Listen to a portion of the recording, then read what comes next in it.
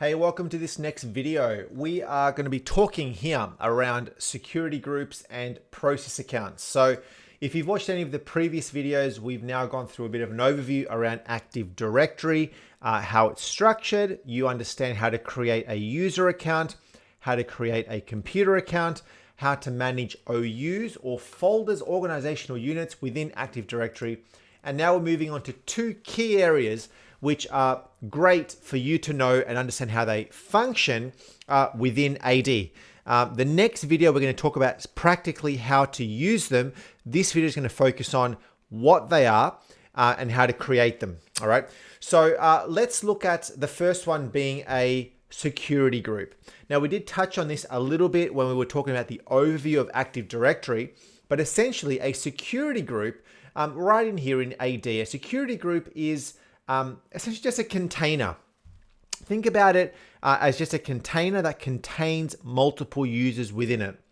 So if you are a member of this particular container, you can do a specific function, right? So right in here, we had some up here. Let's go into built-in. We talked about this one earlier. We talked about the printers.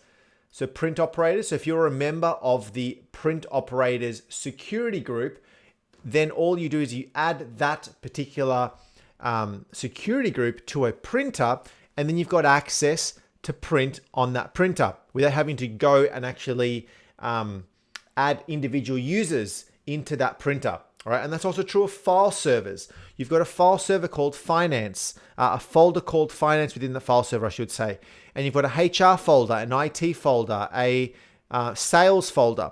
Wouldn't it be great to have security groups for these particular users, the particular security groups with the relevant users within it? That's really the whole point of a security group.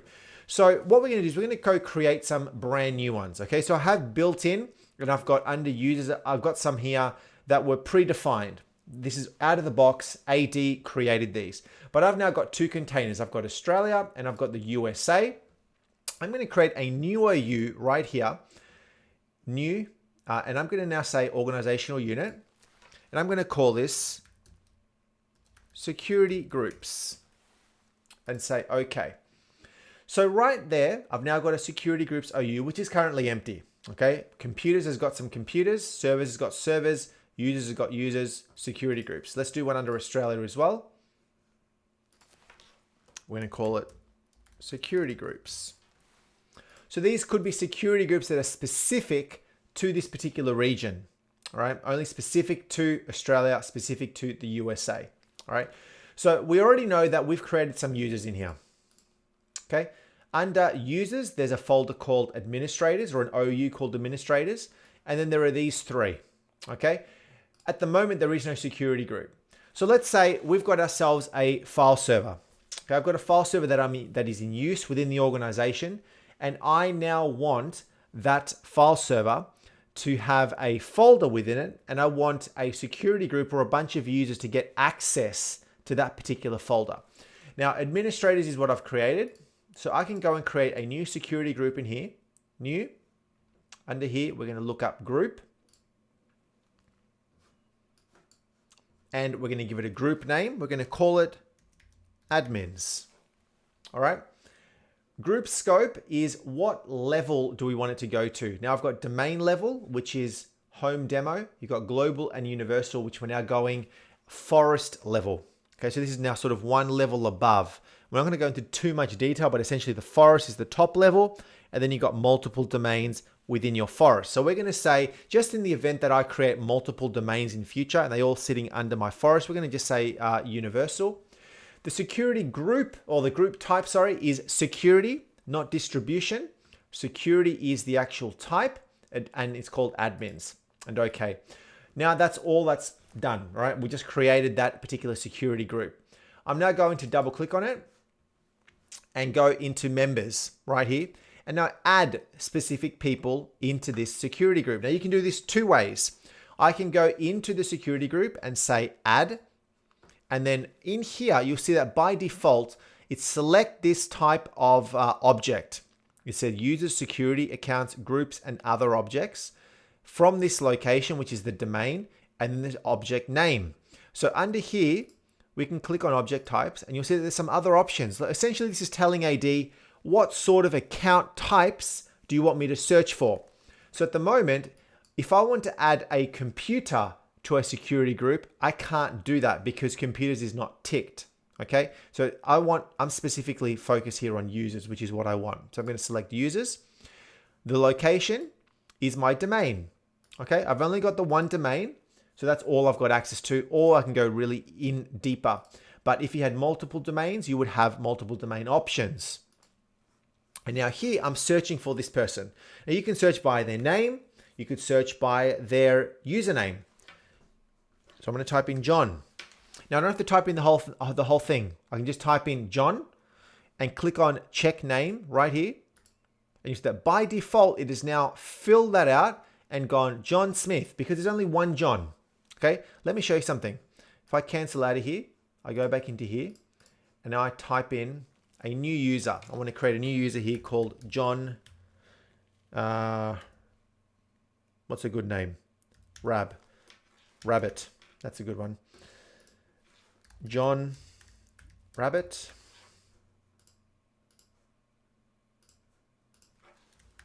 Give it a relevant password. And okay, so now there are two Johns. So if I go back into my security group, go back into here, back into members, we're now going to say add John, check name. Oh, hello, I found two of them. Which one do you want? Which one are you referring to? So this is really good because I can now, if I've got 10, 20 Johns, which is a very common name, especially if you've got a company of hundreds or thousands, it's going to make it very, very easy to just search by people. Because if you've got a whole bunch of Johns in your company and you don't know their surnames, this makes it very easy to go, I thought his surname was that. Yeah. So John Smith. Okay. And okay. Now John Smith is a member of this one once I click OK. So now if I right click in here again, go into properties, members, you'll see that John Smith is now a member of admins. All right. I could then add somebody else, but let's do it a different way. Go back into users, administrators. We know that we've got 3 other users now. Well, we had 2, but now we've got John Rabbit, we've got Bob Builder, and we've got Sam George. All right. So you could go into security groups and then add it that way. Let's say we want to add Sam into here. Let's double click on Sam. We've got some access here. Let's click on member of. So this is now what groups is Sam George a member of? Well, at the moment, the only default group is domain users. All right. Now, domain users is a default security group where all domain users, so anybody who is a user that has got a user account within here, is classified as a domain user. They are a user in the domain. And that's why that is listed. So that is listed in there by default. But we're going to now say add, and we're now going to type in the name of the security group. Not a user, but the name of the security group. We now know that there's one called admin. So let's just type in add, ADM, because we don't have to type in the whole name. Select check names. And now it's come up. Oh, look, there's 2. There's an administrators group that is by default. And this is its location. It's under the built-in folder. You'll see that homedemo.com/built-in, which is referring to this one right here. And then there's Australia/security groups, which is this one. Okay, and that's the one that we want, admins, and okay. Here it is, okay, and apply. Now, Sam George is a member of admins and domain users. So now we say okay. So now if we go back into security groups, right here, and here is the admin security group. If I double click on it, go into members, you'll see that now John Smith is in here and Sam George is in here. Okay, if we go back into John Smith under here, you'll see that he is also a member of domain users and admins. All right, so that is how you use, essentially how you create security groups and add people to those security groups. Very, very easy. Then the next one is around process accounts. So a process account is an account very similar to a user account that is used for some specific purpose. Now they are just a user. So what do I mean by this? So let's just go back into under here, under users, under Australia. We're going to create a new OU and we're going to call this process accounts. All right, and okay. Now, this particular section is for, so let's say we've got a printer. We'll be talking about printers, all right? You've got this printer. This printer needs to communicate with Active Directory. Now, it needs some sort of authentication into Active Directory. For this computer to be able to use a security group for printers, for example, it needs to be able to log in or at least authenticate with AD.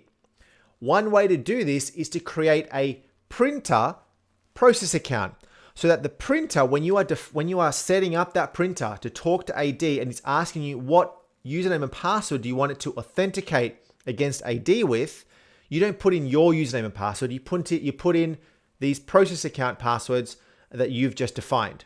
All right. And this is true for a lot of different reasons. I mean, I use process accounts all the time. For servers, for example, you want a server to log in with a specific function, a specific application, perhaps a database server, needs to communicate with a file server or communicate with a web server. You don't want to use your username and password, okay? Because if you leave the company, nobody knows your username and password. Your account gets disabled. Perhaps the communication between a database server and a web server is broken. So why don't you use and set up a process account? Perhaps you create a web process account. When you're defining your database, you then allocate those credentials between your database and your web server, and then it's acting with a process account between these two processes as opposed to with a user account.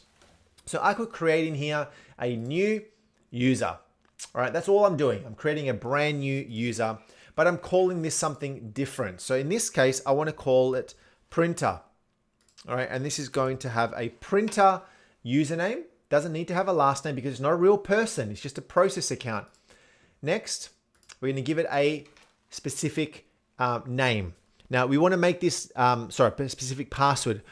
Make this password complicated, okay? And save this password somewhere because this is a password that probably will never change, or it could change if you want to go and do that, but make it complex, make it long, save it somewhere safe. And what I would do in some cases, not in every case, is you set that account to never expire. Because the last thing that you want to happen is, let's say your printer talks to AD, it's using this process account to communicate with AD, that account disables after 30 or 60 days, printing stops. Or communication between a database and a web server stops because that database or that web account has now stopped or has been expired. So let's say next and finish. We've now got a printer process account. I can give it a nice meaningful description. This is a printer service account so that everybody knows what this is used for. We can double click on it again, go into accounts, and you'll see that the password is set to never expire. So anybody who goes into here can easily see that that password will never expire. All right. We can then go and create a new user, and we want to call this particular one web server. All right. And we give it a name of web server. Next, password never expires, and then we give it its relevant password. Next, and finish. All right. And that is a web server account. All right. Nice and easy. So there is the web server. Printer, web server, process accounts, and then your security groups. Next video, we're going to talk about how to practically use these, at least the security groups anyway, on some sort of a file server. So that's going to be really, really good.